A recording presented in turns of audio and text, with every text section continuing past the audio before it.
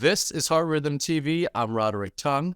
This month's featured article is a unique set of biomarkers to predict sudden cardiac arrest. And I'm joined by the senior and corresponding author, Dr. Sumeet Chugh from Cedars-Sinai. Welcome, Sumeet. Thank you, and good morning, Rod. Sumeet's been a leader in the field of exploring the epidemiology and prediction of sudden cardiac death. He's at my alma mater, and you've done such incredible work. And congratulations on being featured as this month's article. We chose it based on the novelty. And I'm hoping you can take us through, the steps that have led you all the way from Oregon, all the way to this study here, and where we've been in the world of sudden death, which has become at the forefront of national media attention. Well, thank you. And it's a great privilege to be the monthly featured article for Heart Rhythm Journal. Well, you and I are both familiar with the process that we've gone through as we try to get better at predicting risk. And obviously that translates into getting better at preventing sudden cardiac death. We're at a point that I would almost say that we're at a little bit of an impasse. And the reason is that we're working with data that comes from really fantastic clinical trials of the primary prevention ICD, but these were done in the late 90s. So over the 2 decades since, there are a couple of reasons why we are reaching the point of, I would say, diminishing returns from the primary prevention ICD. So that is why I think we need to be looking and thinking outside the box and saying, okay, what can we do differently to improve on what we are, our current approaches for primary prevention of sudden cardiac death? And I think what you're addressing, which all of our viewers probably are aware of, is this Meyerberg paradox, where we've got the tip of the iceberg and we deal with the patients with EF of less than 30 on the daily with heart failure. And we know these patients are at high risk. But when we look at the overall incidence and prevalence, we're missing most of this vast mountain. And that's why I think for you, as you and your co-authors outlined beautifully, so much of this is coronary artery disease related. Doesn't even mean it's from an infarct, and many of patients will present with their first event with coronary artery disease as an arrhythmia and sudden death, which is obviously what drives all of us in terms of that fascination of why do they present when they do, and why do they present in the ways that they do. So Sumeet, you have this really nice schematic of what you did here in this study and chasing very novel biomarkers that might be associated. Can you just take us through, these healthy controls of starting with 40 and then looking at 20 and 20? Absolutely. So let's start at the left of figure 4 in the paper. And if you see where we have started, let me give you just a brief rationale of why we have 3 groups. So firstly, what is a little bit novel about this is that this is the first time that we've been able to work on blood samples taken around the time of sudden cardiac arrest. So why is that important? Well, if you look at the average cohort study, samples are drawn at baseline, protein and lipid biomarkers are analyzed, but the event might happen 10, 15, 20 years later. It might even happen after people have developed significant coronary artery disease. So if you take biomarkers at the baseline, what is it going to reflect 15, 20 years later? So that's what is novel about this particular project. What we did was, we don't have the power to say, okay, I'm going to take the blood samples 15 minutes or an hour before someone has a cardiac arrest. We never know when it's coming. By definition, it's unexpected, right? So what we did was we started assembling, and this is this work happened over a decade. Well, a decade ago, we said, okay, let's start assembling a cohort of survivors. And let's wait till we think they're kind of at their baseline, which might be 3 months later or more, and then use their blood sample as the case sample. So that's why we're reflecting something that is happening, around the time of the cardiac arrest. Now, we can't draw the blood sample at cardiac arrest, close to it, because, it is really a huge event, probably the worst event the body can face, and that can itself change biomarkers. So that's why we try to get at a baseline. So that's how in the middle in blue, we have the cardiac arrest survivors when they're at their baseline as the cases. There are two sets of controls. And the reason we have two sets of controls is one is healthy controls. But just like you said, if the majority of people have coronary disease, we have to have a set that is a coronary disease control set. And again, if 70 to 80% of cardiac arrest cases are going to have coronary disease, then you're not looking for biomarkers of coronary disease. So you've got to compare them to people who have coronary disease. So why don't I pause there and see if you have any thoughts about that part, how we chose these people? No, I think that makes so much sense. And then many people will say, well, but on average, this was still 11 months after an episode. And as you're saying, you're right. There's no way you can get it a minute before or 30 seconds before. But that in context, this is really close to an episode. Yes. Right? I would say what's a few months between friends? Because compared to 11 years, I would say that's better. That's the best we could do. Okay.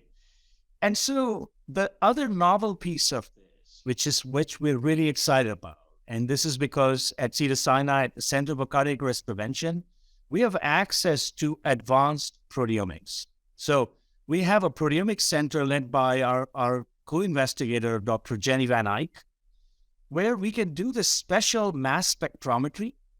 So what that means is that instead of the usual suspects, like, hey, what about NT-proBNP? Or, hey, what about interleukin this or that or the other? We actually had the ability to look at 330 together, over 300 biomarkers at one shot, okay? This was coupled with a lot of others, that another 40 that we could do immunoassays on. And finally, we could look at lipid biomarkers, more than 1,100 in one go. So we were basically looking for not the usual suspects, but novel biomarkers.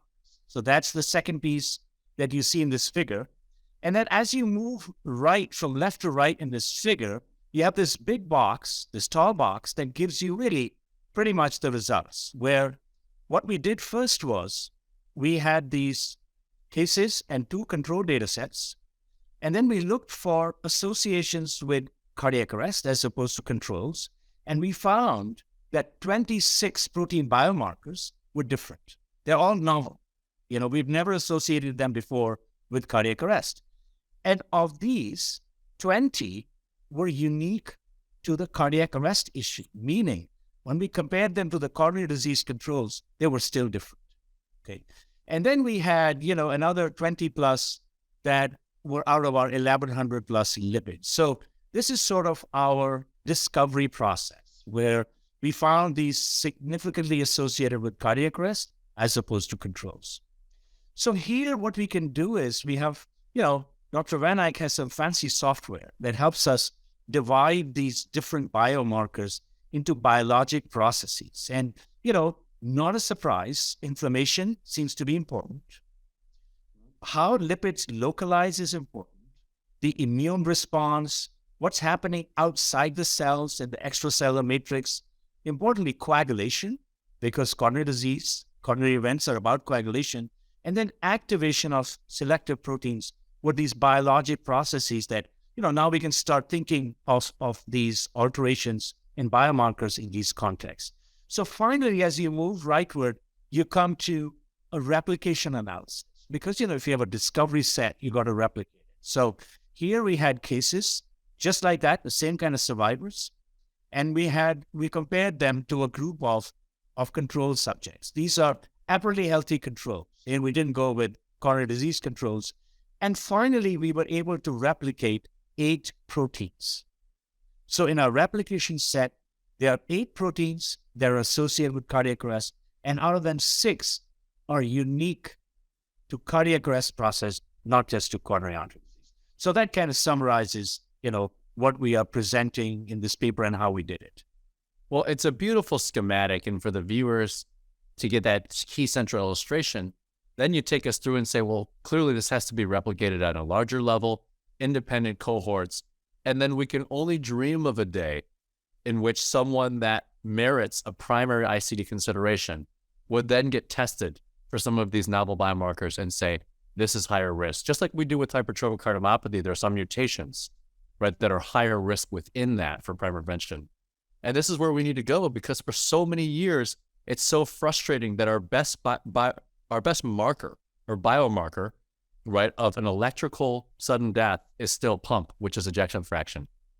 We've been trying to move beyond that for so long. And efforts like this need to be applauded and continue to be validated. It's wonderful. Thank you very much. Yeah, we're very excited because, complex problems are going to have complex solutions. So if we continue to use just one biomarker, like you said, we aren't going to get very far. So we have to supplement the ejection fraction, and keeping in mind that only 30% of people have the kind of ejection fraction that buys you a primary prevention ICD.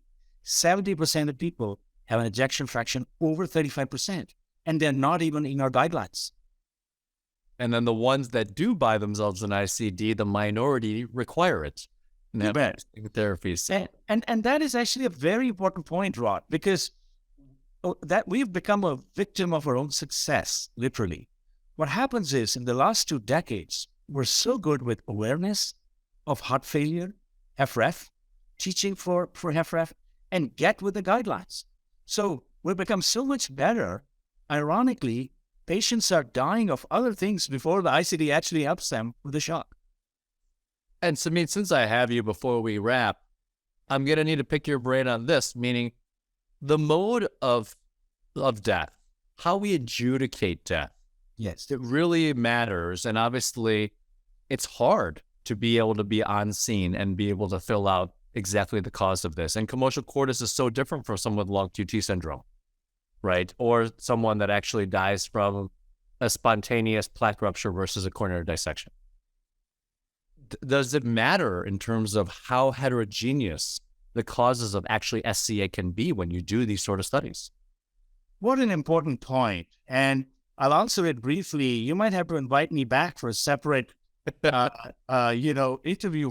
Well, we're taking advantage of getting some sudden cardiac arrest awareness education. Yeah, of course. Well, you really hit the nail on the head. So we have evolved in our thinking over the last 2 decades. As you know, we've been working through 1.8 million people in the community. Some of them are in Oregon, some are in Southern California. So it's a replication thing. And here's what we have learned.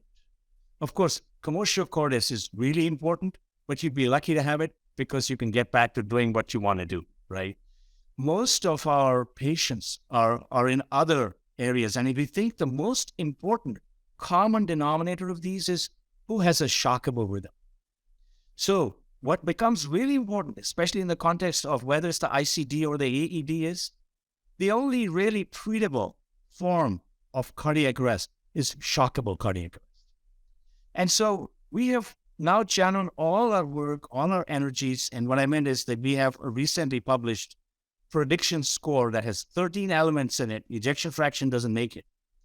And that is a prediction score for shockable cardiac arrest. So I think the common denominator, only 25 to 30% of people are going to have VF.